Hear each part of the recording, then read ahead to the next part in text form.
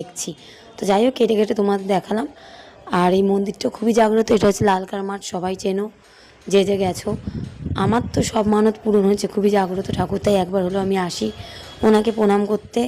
তো যাই হোক সবাই একবার কমেন্টে জয় শ্রীরাম লিখে দিও, জয় বজরংবলী লিখে দিও। তো চলো ভিডিও দেখতে থাকো। চলো হনুমানজিকে নমস্কার করে নিয়েছি, এবার যাবো মায়ের বাড়ি হয়ে তরকারি নিয়ে বাড়ি যাবো, বাড়ি গিয়ে স্নান পান করে খাবো।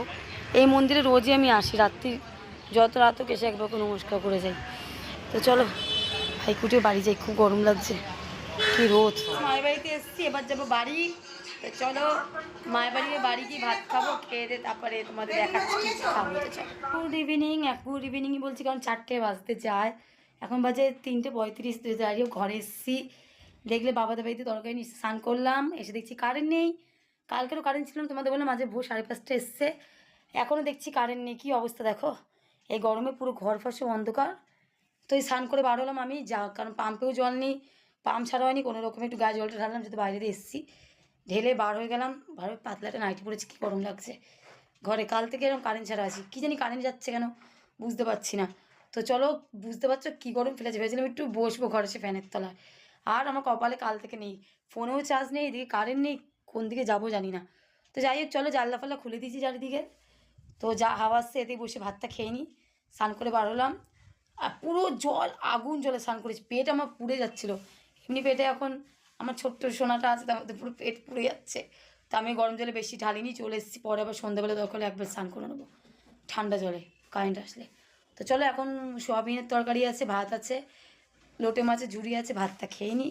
পান্তা খাবো জল ঢেলে একটু পান্তা ভাত খাবো, কারণ ওটা কালকেকার ভাত, আর গরম করবো না, কারেন্টও নেই। তো ঠান্ডা হবে পেটটা, ভাত ফাত খেয়ে তারপর দেখছি কখন কারেন্ট আসে, তোমাদের দেখাচ্ছি। তো আমার ভাত তোকে কারেন্ট আসলে সবে সোয়াবিনের তরকারি, যে এইটুকুনি ভাতই খাই, এর থেকে বেশি। আর এটা লোটে মাছ জল ঢেলে খাচ্ছি, পেঁয়াজ আমার বর দিয়ে গেল, ওর একটা আমার একটা। পেঁয়াজ ছাড়া পান্তা ভালো লাগে বলো?